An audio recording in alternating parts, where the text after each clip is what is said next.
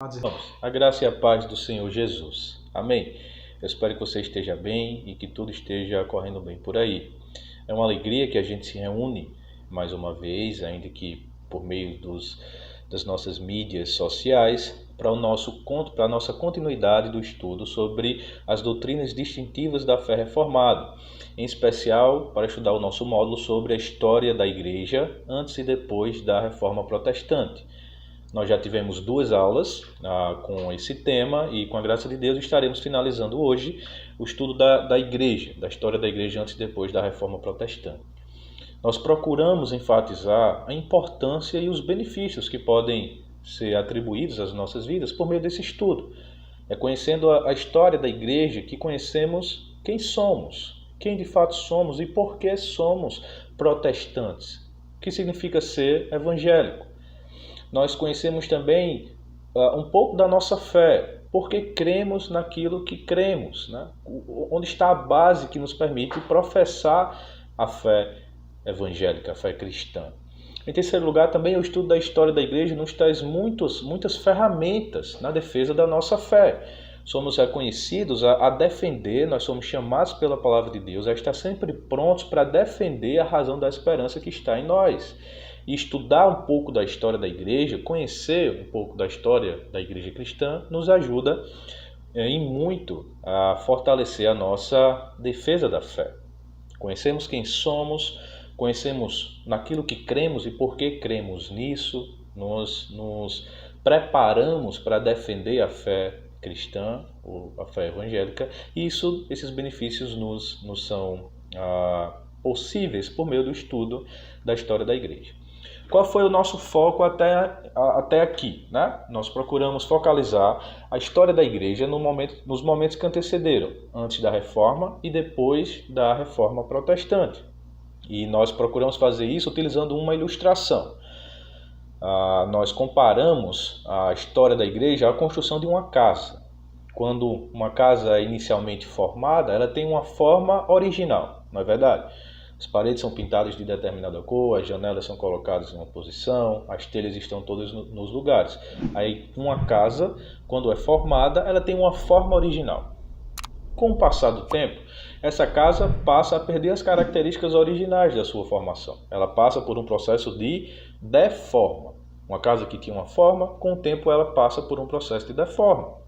A tinta não é mais a mesma, algumas telhas caem, uma janela pode quebrar, uma porta pode quebrar também. Uma casa que se passa por uma deforma, no terceiro estágio ela precisa de uma reforma. E o que é uma reforma? É um retorno à forma original que aquela casa tinha.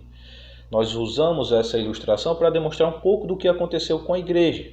A Igreja teve uma forma inicial, uma forma original. E que forma foi essa? A Igreja foi fundada, nós procuramos defender isso, sob a doutrina apostólica, sobre o Novo Testamento, sobre os ensinamentos de Cristo e dos apóstolos de Cristo. A Igreja inicialmente teve essa forma e foi formada com base nesse fundamento.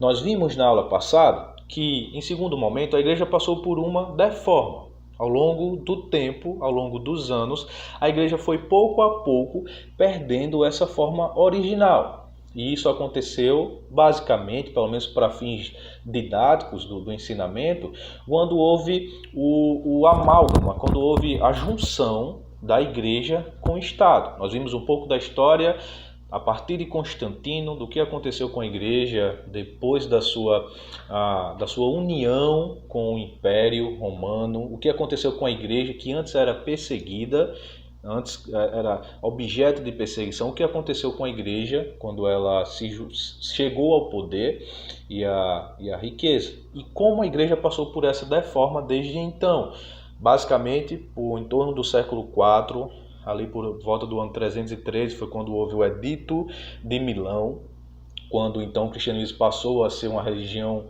lícita. Aos poucos, essa forma que a Igreja tinha original, essa base fundada na doutrina apostólica, na doutrina de Jesus, a simplicidade do culto, as doutrinas cristãs, foram perdendo essa forma. Principalmente por um processo de sincretismo, quando elementos de outras culturas, de outras fés, dos povos conquistados pelo Império Romano, foram sendo agregados, foram sendo juntados na fé cristã. Então, a fé cristã tem uma base original que foi passando por essa deforma, foram sendo introduzidos muitos elementos estranhos àquilo que era a forma original do cristianismo, muitos elementos de culto, de liturgia, que não faziam parte da igreja inicial, da igreja apostólica, da igreja que teve essa forma inicial. E nós vimos na aula passada todo esse processo de deforma, não é verdade?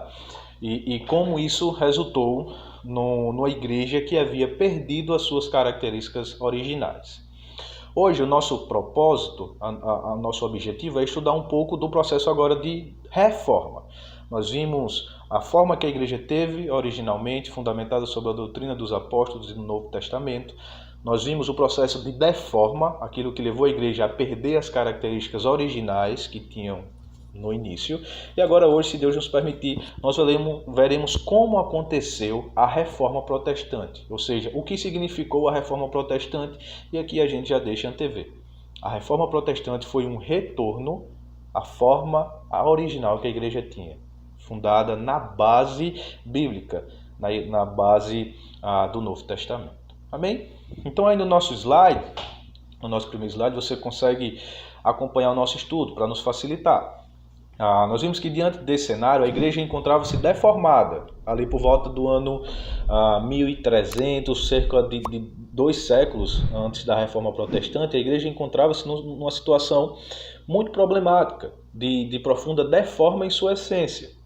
A igreja houvera se afastado da simplicidade neotestamentária em seu culto, doutrina e prática de fé.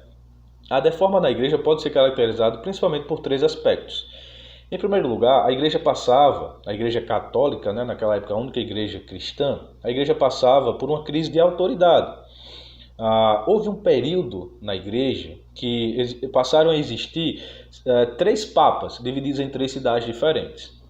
Um papa em Roma, um papa na cidade de Avignon, na França, e um papa em Pisa, na cidade de Pisa, na Itália.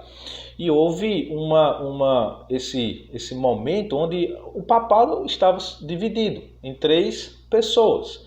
Os 3 papas, ao mesmo tempo, se julgando ser o vigário de Cristo. E as pessoas olhavam aquilo e se encontravam em crise.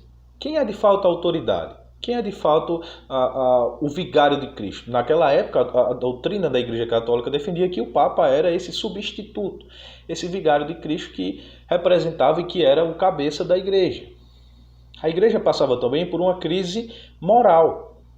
O foco de muitos papas não estava mais no lado espiritual do cristianismo. Muitos papas se envolviam com a arte e fomentavam, incentivavam o desenvolvimento da arte, estavam envolvidos em guerras políticas, com governos políticos, eram situações que envolviam muita corrupção, além de existir uma profunda crise moral na igreja, vários pecados que caracterizavam a igreja naquela época.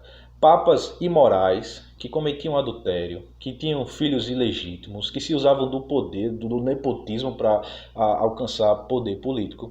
Há relatos de festas imorais que aconteciam na igreja, nos palácios da igreja. Isso criava uma profunda crise moral na igreja, que perdia sua credibilidade. Em terceiro lugar, parecia haver também uma crise doutrinária. Nós vimos na aula passada o processo pelo qual a igreja foi perdendo a doutrina original, como os elementos foram, ao longo dos anos, sendo incorporados ao cristianismo, a adoração de santos, o uso de incenso, doutrinas que não faziam parte da fé primitiva, da constituição da igreja, foram sendo lançadas, foram sendo abraçadas pela igreja católica, que foi perdendo a sua fé e se corrompendo na ortodoxia, na doutrina correta e até no culto. Nós vimos como o culto simples, como o culto cristão primitivo, foi substituído por diversas pompas, por roupas que os papas, os sacerdotes usavam, por elementos de ostentação e de riqueza que não faziam parte da igreja primitiva. Nesse cenário, também, por volta do ano 1300, ali no século IV, Houve também o que muitos historiadores se referem como uma grande tragédia na Europa, que foi a peste negra. Uma doença terrível que dizimou cerca de 1/3 até metade da população europeia, né? E que promoveu uma profunda crise nos cidadãos, no povo. Pessoas que se preocupavam em enterrar os mortos, tamanha quantidade de gente que morria, né? Pessoas que se encontravam desanimadas, sem nenhuma esperança quanto ao futuro, não sabiam quanto tempo viveriam, uma doença que estava assolando a população e que, diante de uma resposta, a igreja que se encontrava totalmente corrompida. Foi o cenário histórico preparado para o advento da reforma protestante também. E a igreja, totalmente deformada, não conseguia dar uma resposta àquelas pessoas que estavam enfrentando tamanha crise. Nesse cenário, irmãos, um pouco caótico, segundo o nosso slide, uma brisa começa a soprar, ou seja, os pré-reformadores. Um vento de reforma começava a soprar e a providência conduziu a história da igreja à reforma protestante. Entretanto, a reforma não foi o único movimento de teor reformador na história da igreja. Houve movimentos de reforma dentro da própria igreja e principalmente fora dela. Muitos outros movimentos que haviam surgido não obtiveram êxito ou foram sufocados pelo poderio político-militar da Igreja Católica. O que acontece? Geralmente, os protestantes são acusados de serem um único movimento de reforma dentro da igreja, de insubordinados que não quiseram adotar a doutrina da Igreja Católica, e que Lutero seria um monge que quis casar ou que não quis se submeter à Igreja Católica. Mas isso não é verdade. Antes da Reforma Protestante, houve diversos movimentos dentro da Igreja Católica e até mesmo fora dela, de pessoas que estavam insatisfeitas com o rumo que a Igreja estava tomando. São conhecidos como movimentos pré-reformadores, ou seja, que aconteceram antes da Reforma Protestante. No nosso próximo slide, houve alguns desses movimentos considerados movimentos leigos de reforma. E por que leigos? Porque foram movimentos que foram promovidos por pessoas que não faziam parte do clero, da igreja em si, dos sacerdotes. Eram pessoas comuns do povo, que não mais estavam satisfeitas, que viam a corrupção da igreja e como a igreja andava, e que buscaram uma nova forma de praticar a fé cristã, ou seja, buscavam uma reforma dentro da igreja. O primeiro movimento de destaque foram os albigenses, ou cátaros. Os albigenses porque ele foi surgido na cidade de Albi, na França, e eram também chamados cátaros porque significava puro. Eles, insatisfeitos com os rumos e toda a situação que a Igreja Católica estava, usaram o Novo Testamento e iniciaram uma comunidade que não submetia aos padrões oficiais, que percebiam isso, a corrupção dentro da igreja, que buscavam uma vida diferente daquilo que a igreja estava tomando. Eles levaram uma vida ascética, ou seja, eles procuraram se isolar da sociedade, do mundo, e viver vidas como em solidão, monastérios, ou vidas distantes dos prazeres do mundo. E na verdade eles possuíam uma fé que não eram tão ortodoxas, que não eram tão corretas, não eram tão bíblicas, mas que se assemelhava mais ao gnosticismo e à fé maniqueísta também. Aí você tem uma imagem que representa a perseguição aos cátaros, né? Aos albigenses. O segundo movimento de importância, que teve muitos seguidores, foram chamados os valdenses. Os valdenses. Foi um movimento fundado por um comerciante rico da França, da cidade de Lyon, chamado Pedro Valdo. Disse que esse homem, Pedro Valdo, ele certa vez ouviu uma pessoa cantar sobre a história de um jovem rico que havia vendido, que havia doado todas as suas riquezas, mas que houvera morrido feliz, porque doando as suas riquezas conseguiu viver para Deus.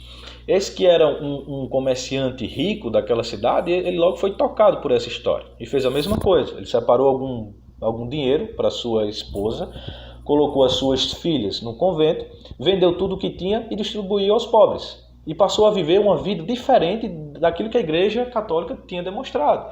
Isso precisamos lembrar. A Igreja Católica agora que estava no poder, que houvera perdido a sua forma, que se acostumava agora com as riquezas, com poder, com terras, com riqueza, com ostentação. Diante desse cenário, homens como Pedro Valdo procuraram uma nova forma, procuraram viver de modo diferente daquilo que a igreja estava ensinando. Ele distribuiu seus bens aos pobres, passou a pregar nas ruas, pregando o Velho Testamento, visitavam mercados e ensinavam pessoas sobre a fé em Cristo. Né? Diz que quando a reforma aconteceu na história, muitos desses irmãos valdenses foram abraçados pelos protestantes, tamanho o seu zelo, a fé ortodoxa, né, a fé correta que eles professavam. Apesar de a Igreja Católica ter acusado esses homens de hereges, a verdade é que eles tinham uma boa doutrina, uma boa ortodoxia, e foram abraçados pelos protestantes. Há seguidores até hoje desse movimento dos valdenses que estão em algumas igrejas consideradas protestantes. Na imagem você vê aí uma estátua de Pedro Valdo, né? E desse homem que foi um líder desses movimentos que antecederam a Reforma Protestante. Amém? Outras pessoas importantes, conhecidas mais especificamente como pré-reformadores.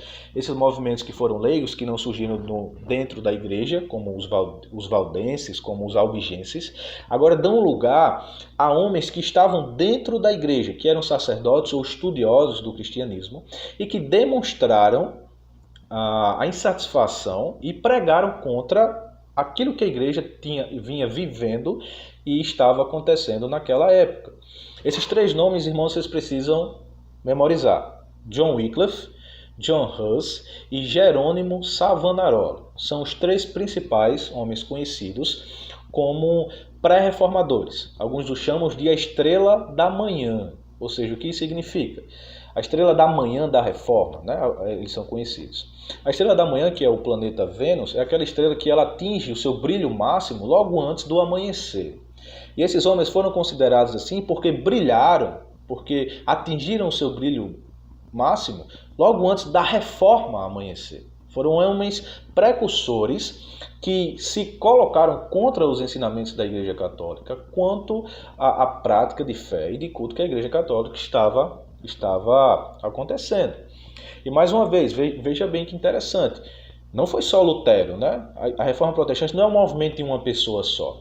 Mas isso deixa claro como antes mesmo de a reforma chegar, muitas pessoas já houveram percebido os rumos errados que a Igreja Católica tinha adotado e como procuravam essa reforma, como procuravam uma forma diferente de viver o cristianismo.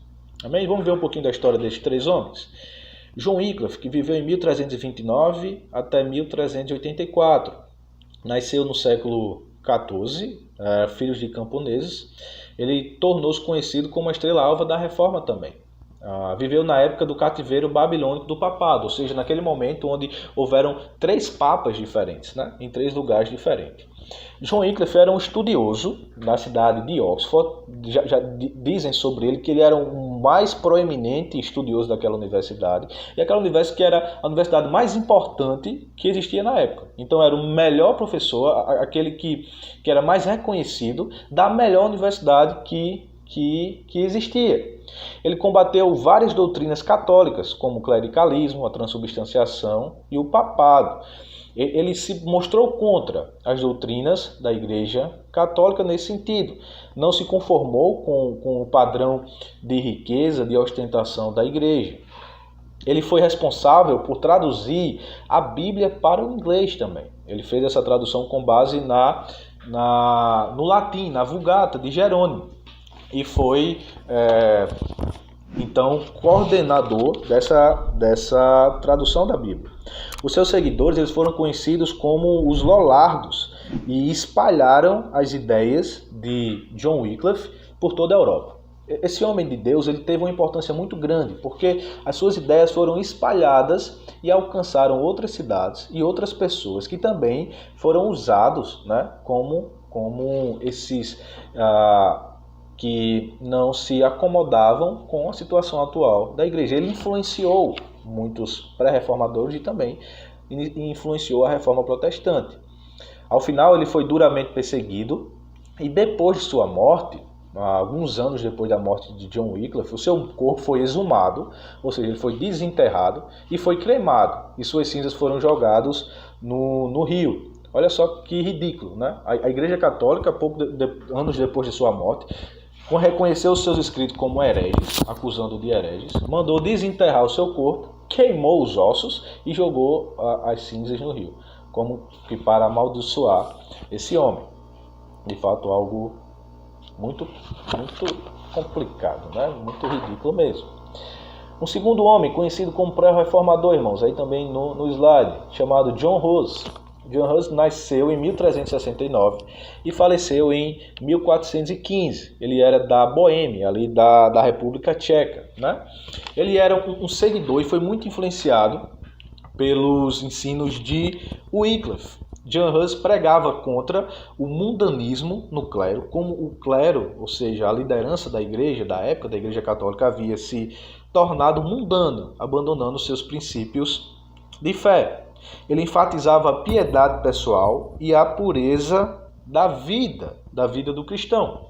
John Hus enfatizou também o papel de autoridade que a Bíblia tinha na igreja, e confrontando a autoridade que a Igreja Católica chamava para si, a autoridade do Papa e da tradição. Ele enfatizou o papel da Bíblia nessa posição de autoridade.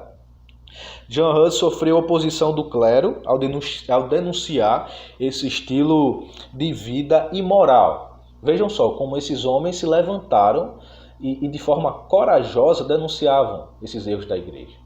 Hoje é normal, né? Ouvir falar sobre isso, ouvir essa oposição aos costumes errados da igreja, a práticas imorais da igreja e tudo isso aí. Mas nessa época, era muita coragem desses homens. Esses homens foram, de fato, algo que ninguém pôde segurar. Num ambiente onde a Igreja Católica dominava o poder político, onde havia tanta corrupção moral no meio da igreja, esses homens se levantaram e com coragem, com autoridade, combateram falsos ensinos, falsas práticas, né, falsos ensinamentos da igreja. Ele foi condenado no concílio de Constança, que houve, foi o concílio convocado pela igreja para resolver a questão do cisma dos papas, né? Para poder, aquela ideia dos 3 papas ali separados, foi um concílio chamado pela igreja para poder unificar e procurar unidade. John Hus foi até esse concílio, tinha sido prometido a ele um salvo-conduto, que ele estaria protegido, mas acabou que esse salvo-conduto não foi obedecido, e quando chegou lá ele foi condenado pela igreja e foi sentenciado à morte na fogueira. Ele foi morto por ordem da igreja. Diz que na hora de sua morte, a fogueira queimando e ele caminhando para a fogueira, o sobrenome dele, esse Hus, significa ganso na língua original dele. E ele disse uma frase que diz que hoje vocês matam um ganso, mas daqui a 100 anos Deus levantará uma águia, a qual vocês não poderão matar. E ele se referia a uma águia que Deus levantaria 100 anos depois.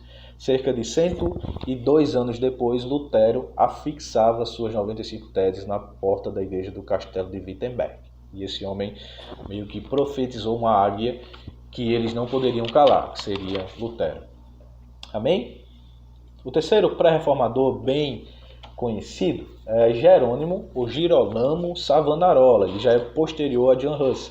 De 1452 ele nasceu até 1498. Ele atuou na cidade de Florença, na Itália, na cidade onde já estava em curso o Renascimento, uma cidade que procurava, que fomentava e aprovava um estilo de ostentação, de riquezas materiais.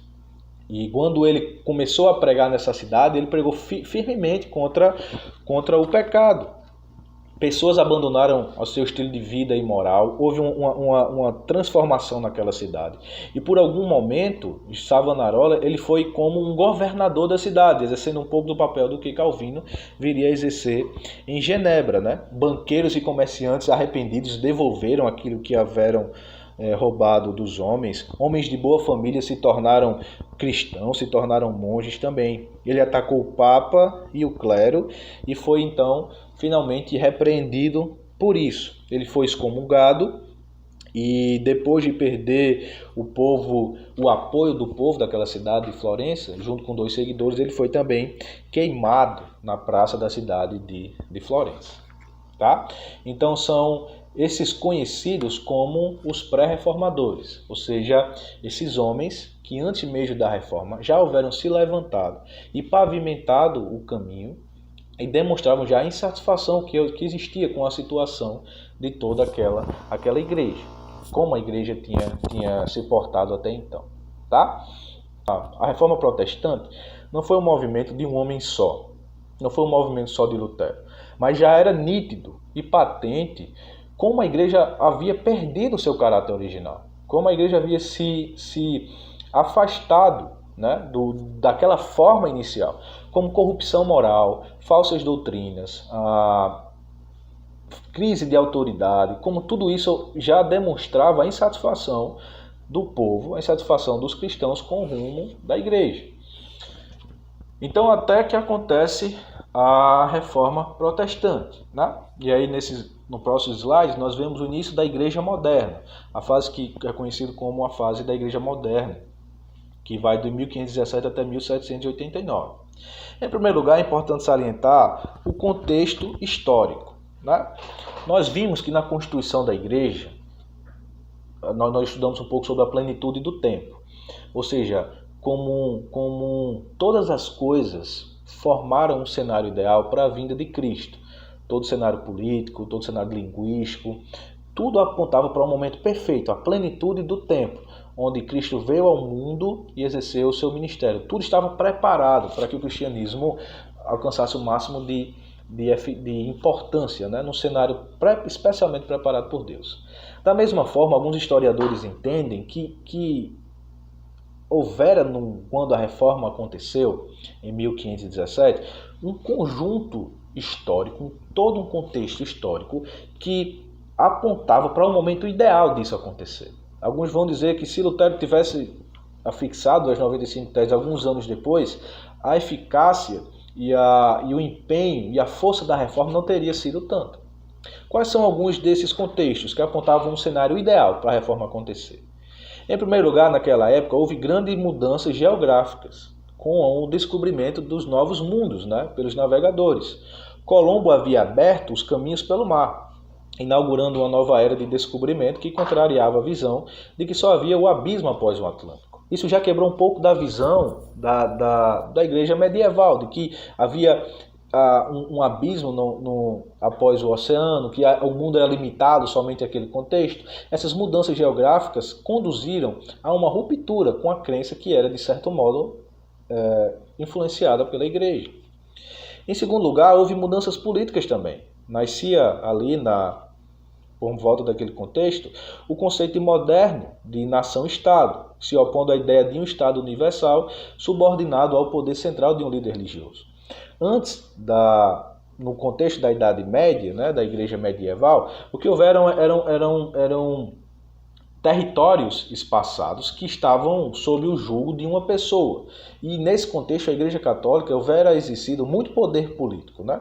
Mas a partir dessa idade moderna, o que começa a surgir é o conceito de Estado-nação, aquilo que seriam os precursores dos países, e como temos hoje, países definidos em territórios específicos. Isso quebrava a ideia de mundo do catolicismo, que o Papa, que o representante da Igreja era poderoso, que devia e que naquele território as pessoas lhe deviam obediência, né?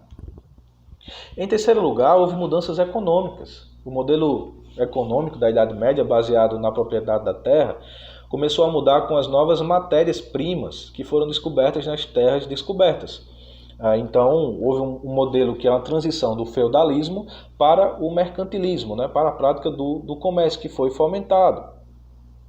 Isso contrastava com a ideia católica da condenação do lucro. Um outro passo importante desse contexto foi as mudanças tecnológicas, né? Houve uma revolucionária mudança na tecnologia que acelerou, como a imprensa de Gutenberg, a invenção dos tipos móveis. Então, irmãos, posto esse cenário, né, de descontentamento e percepção de como a Igreja Católica houvera se afastado das bases do cristianismo, da fundação, ficou claro que era necessária uma reforma, né? Aquela igreja que tinha que tinha uma forma original, mas que passou por tamanha deforma e se encontrava nesse estado tão caótico. Alguns vão dizer que esses 2 últimos séculos antes da Reforma Protestante foram séculos de maior trevas na igreja, né? Onde a situação da igreja desceu a padrões terríveis. Ficou claro que era necessário um movimento de reforma, de retorno à igreja, de reconquista das bases originais de fundação da igreja. E é por isso que se chama reforma.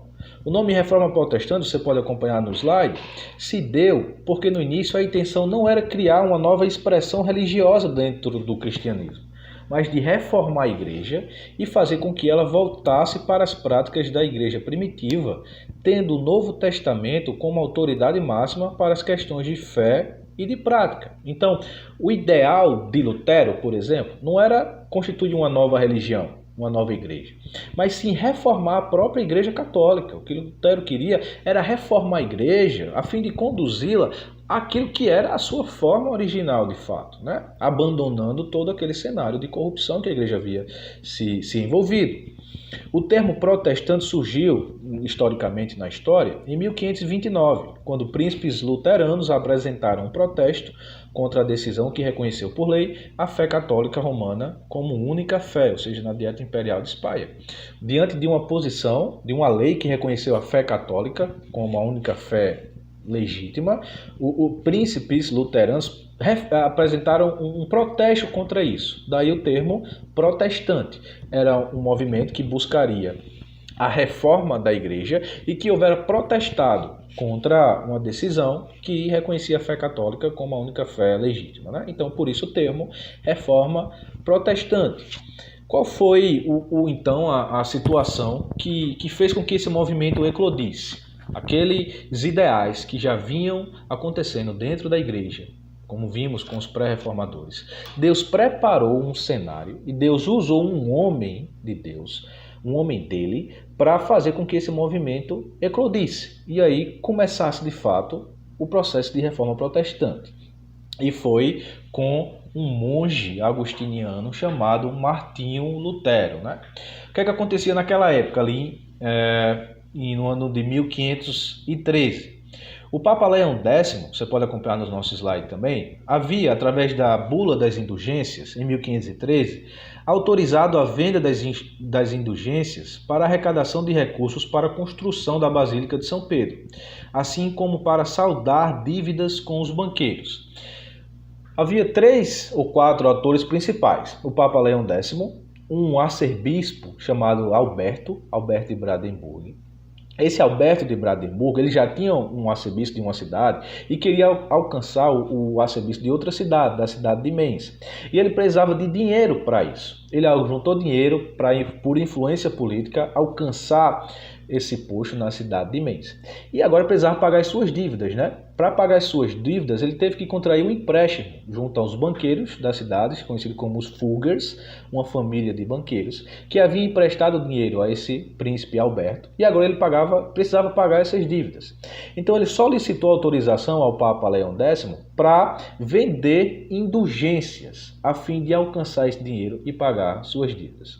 O Papa autorizou que ele assim fizesse, sob o requisito de que metade dos dinheiros das indulgências deviam ser transferidos para o Papa. Ou seja, era um cara que, para alcançar ser arcebispo de uma outra cidade, pegou dinheiro emprestado com os banqueiros e, para pagar a dívida junto a esses banqueiros, passou a vender indulgências sob a autorização do Papa para levantar esses recursos. Metade do dinheiro era dele para pagar as dívidas, metade do dinheiro ia para o Papa para a construção da Basílica de São Pedro. E o que eram essas indulgências, irmãos? Indulgências eram documentos assinados, basicamente pelo Papa ou por algum bispo ou algum sacerdote da região, pelo qual qualquer pessoa teria seus pecados perdoados, ou poderia libertar seus entes queridos dos tormentos do purgatório, um lugar de punição temporal dos pecados. Era um documento que conferia basicamente o perdão. Você podia, segundo ensinava a igreja naquela época, olha só o tamanho da corrupção doutrinária da igreja. Você podia pagar para comprar esse documento e assim garantir a salvação sua, o perdão dos seus pecados e talvez garantir a salvação até dos seus parentes que houveram morrido e que ensinavam eles no purgatório, né, no local de tormento, precisando sair de lá, e era só você pagar o dinheiro para que ele saísse. Fazia chover dinheiro para a igreja nesse sentido. No próximo slide, os lucros das indulgências seriam divididos entre o Papa, os banqueiros, que era a família Fugger, Albert de Brandenburgo e João Tetzel, um monge dominicano. Essa figura, João Tetzel, é muito conhecida no processo de reforma protestante. João Tetzel era um oficial encarregado desse príncipe Albert de Brandenburgo que saía nas cidades vendendo as indulgências. E disse que ele tinha um marketing muito apelativo, né? Ele saía vendendo e obtinha muitos lucros. É conhecido uma frase de John Tetzel, um jingle que ele cantava, que dizia: tão logo uma moeda no cofre cai, uma alma para o céu vai. Ele vendia indulgência sobre isso. Olha, comprem o perdão dos pecados para vocês, para suas famílias. Assim que uma moedinha cai no cofre, uma alma sai do purgatório e vai para o céu. Ele disse que ele tinha um marketing que era muito agressivo, né? Muito apelativo. Ele afrontava as pessoas. Olha, escutem seus parentes clamando, seus parentes mortos no purgatório, clamando, e somente por uma moeda você pode tirar eles de lá. E um cenário de total corrupção na venda dessas indulgências, com fins de levantar esses recursos para a igreja.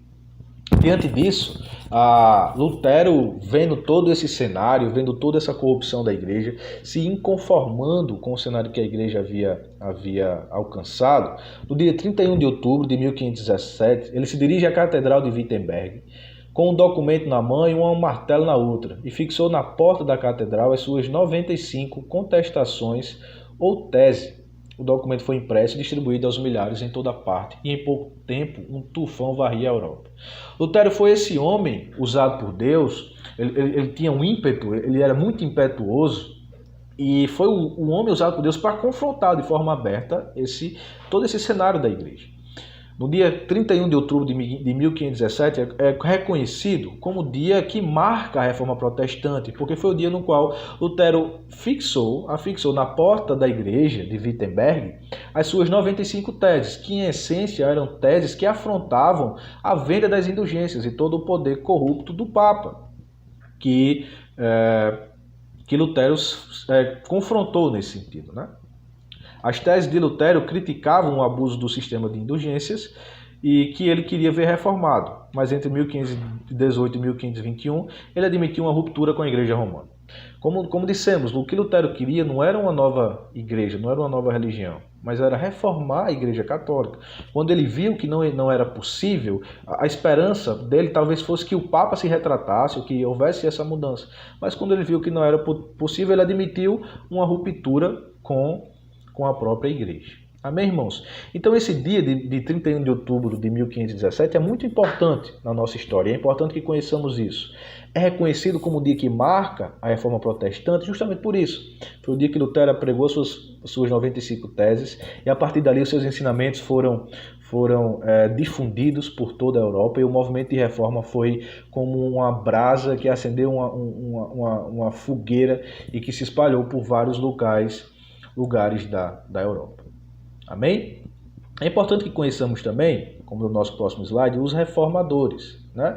Figuras desses homens que foram responsáveis por levar adiante esses ensinos e que influenciaram todo o cenário da Europa naquele momento. O primeiro dele nós já falamos, que é Martinho Lutero. Lutero viveu de 1483 a 1546. Ele era alemão, filho de camponeses, e tornou-se monge agostiniano, entrando para o mosteiro de Erfurt.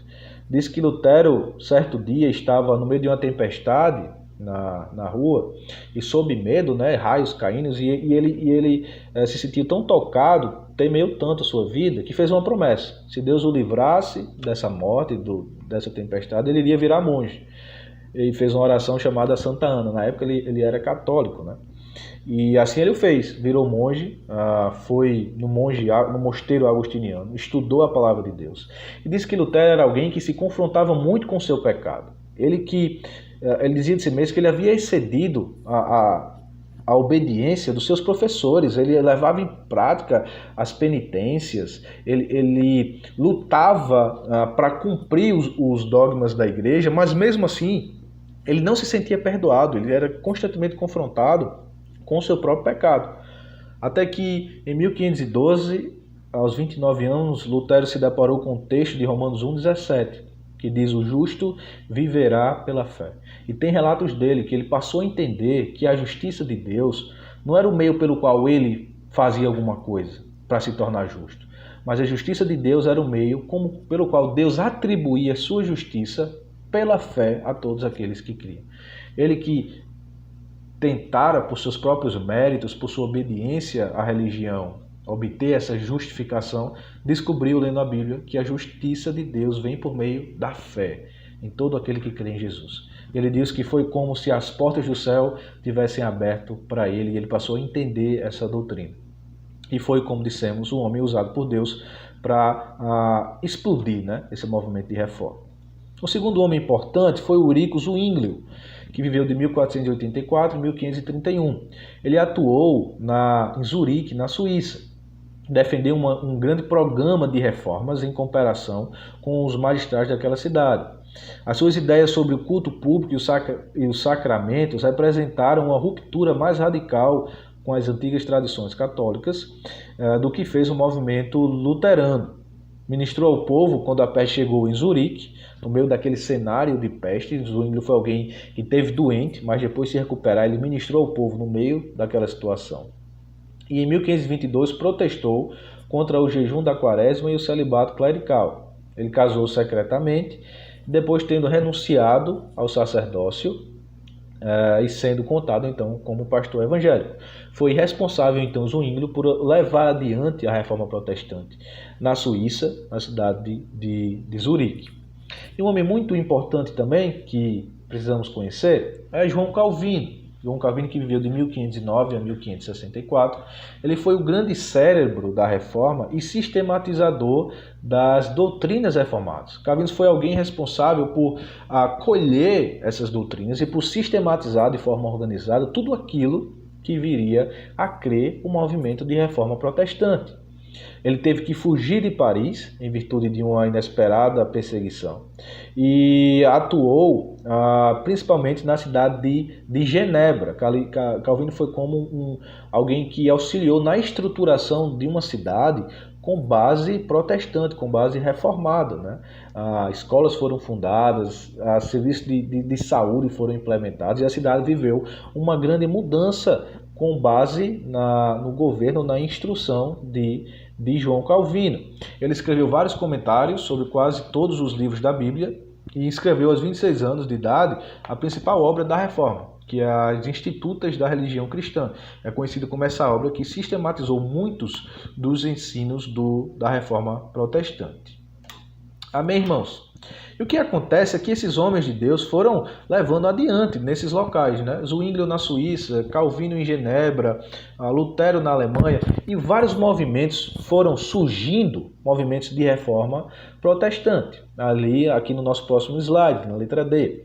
Movimentos da reforma, Por exemplo, os huguenotes na França. Na França, um grande número de pessoas se converteu ao cristianismo e houve um tempo onde cerca de 1/6 da população se tornou protestante. Havia uma expectativa que a França se tornasse um país de forte influência protestante, mas o que depois foi sufocado pela Igreja Católica.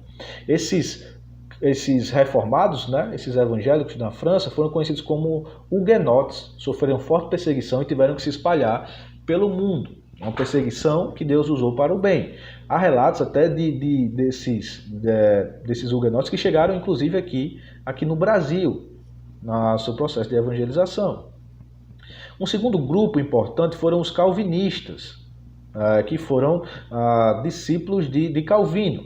Depois de fugir da França, Calvino, ao convite de Guilherme Farel, se estabelece em Genebra e transformará completamente a cidade, que se tornará um grande centro intelectual missionário. Foi como dissemos, Calvino que organizou a cidade de Genebra e formou daquela cidade um grande celeiro de missionários que foram enviados para várias partes do mundo. Os calvinistas influenciaram os presbiterianos, os puritanos e os reformados também. Na Escócia, no nosso próximo slide, o movimento de reforma foi liderado por um discípulo de Calvino, conhecido como John Knox. Ele esteve à frente do movimento, a religião que organizou o Estado, o clero papal foi expulso, a missa foi proibida e foi instituído o protestantismo no mesmo molde do que Calvino havia feito em Genebra. Houve também um movimento muito forte e reformado na Holanda, onde muito cedo os holandeses tiveram contato com o Novo Testamento e fizeram então comparações com aquilo que a igreja vivia no catolicismo romano e o que a Bíblia chamava o povo a crer, né? Inclusive, esses reformados na Holanda teve um movimento conhecido aqui no Brasil, que houve influência desses reformados, desses cristãos que chegaram até a evangelização aqui no Brasil também. Uma grande área de influência também foi a Inglaterra, né? Apesar de que no começo da história da reforma na Inglaterra, diz que o rei Henrique VIII ele queria se separar separar-se de Catarina, sua esposa, para casar com outra mulher chamada Ana Bolena, e ele não teve o apoio do Papa, da Igreja Católica. Então ele queria se rebelar contra o Papa, ele fundou a sua própria igreja, a Igreja Anglicana. Nos primeiros anos ele se tratava somente de uma mudança de nome, mas ela continuava sendo católica na liturgia e na doutrina.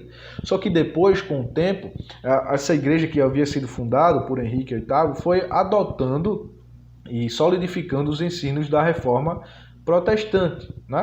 Ali é por meio dessa igreja reformada na Inglaterra que surge o movimento puritano, que teve tanta influência, chegando na América do Norte, influenciando aí também várias partes do mundo. Então, a percepção é essa. É um movimento que, diante da conjuntura, da total corrupção, da deforma da igreja, já existiam tantos grupos insatisfeitos, movimentos antes mesmo da reforma protestante, como vimos, movimentos leigos fora da igreja e até movimentos dentro da igreja.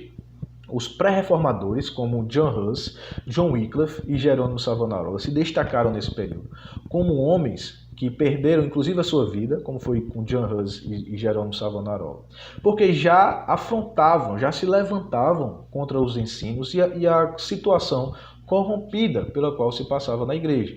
Isso demonstrava que já existia tanta insatisfação, tanto apontamento dos erros que a igreja vinha cometendo até aquele momento. Até que num determinado momento histórico, no dia 31 de outubro de 1517, Deus usa um homem, um monge agostiniano, Martinho Lutero. Ele afixou as suas 95 teses e ali tem como que o início de um movimento que se espalhou por toda a Europa, com nomes como o Zwinglio, como Calvino, como John Knox. Pouco a pouco esses ensinos foram disseminando e as pessoas foram tendo contato com a fé evangélica, com a fé da reforma, ou seja, com a fé reformada. Nesse processo, por volta do ano de 1490, ali no finalzinho, houve a invenção da imprensa por Gutenberg, né? O que facilitou a disseminação desses ensinamentos escritos, a criação da imprensa, os tipos móveis, né? Que foi usado e que aumentou o potencial de impressão desses documentos. Então, facilmente esses ensinos foram alastrados por toda a Europa e as pessoas foram tendo contato com os ensinos dos reformadores, inclusive com a tradução da Bíblia.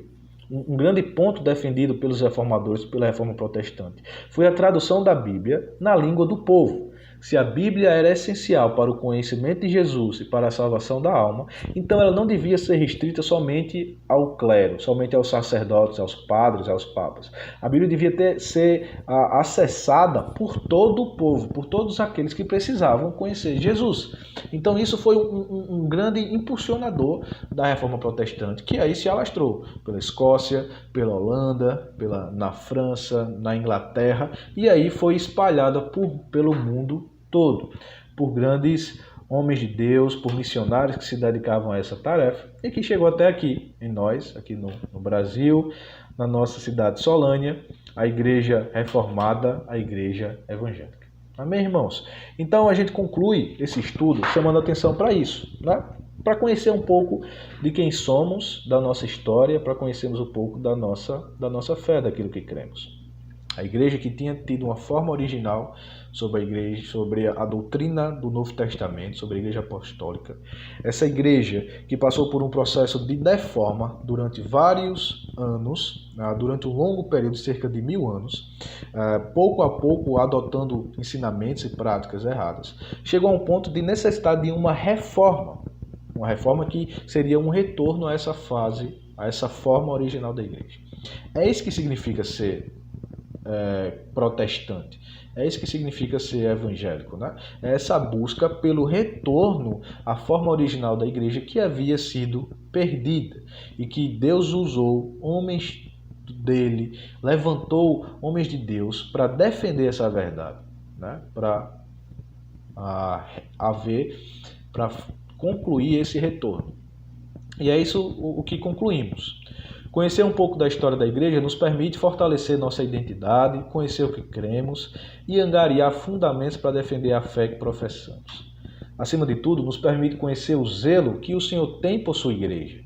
É Ele quem determina a sua forma. Ele faz isso na palavra. Foi Ele quem preservou remanescentes em sua deforma. Ele preservou o seu remanescente mesmo no meio da deforma, e nós vimos isso, por exemplo, por meio dos pré-reformadores. E é Ele que tem reformado a sua igreja até o dia final, até quando Jesus Cristo voltar. E ali já não haverá mais necessidade de reforma, porque estaremos com o nosso Senhor. Amém, meus irmãos? Eu espero que tenha ficado claro. De algum modo, esse conteúdo nos permita entender um pouco mais da nossa história, entender o que significa ser protestante, né? O que significa ser evangélico, essa busca pelo retorno à forma originária da igreja. Amém? Eu queria orar antes de nós concluirmos e agradecer ao Senhor por tudo. Vamos orar? Senhor, nós te damos graças, ó Deus, pela oportunidade de conhecer um pouco mais da tua igreja, da história da tua igreja. E assim aprendermos quem somos, naquilo que cremos e aquilo que o Senhor fez por meio e durante todos os séculos, ó Pai, na história da igreja. Contemplamos a tua mão soberana, agindo em todos esses momentos. É a mão que conduziu a uma reforma protestante, que tem conduzido a tua igreja até aqui. Nos ajuda a amar a tua igreja, nos ajuda a servir a tua igreja, nos ajuda, Pai, a sermos mais fiéis ao Senhor. Nós te pedimos, em nome de Jesus. Amém. Amém, meus irmãos. Que Deus abençoe sua vida e a sua família.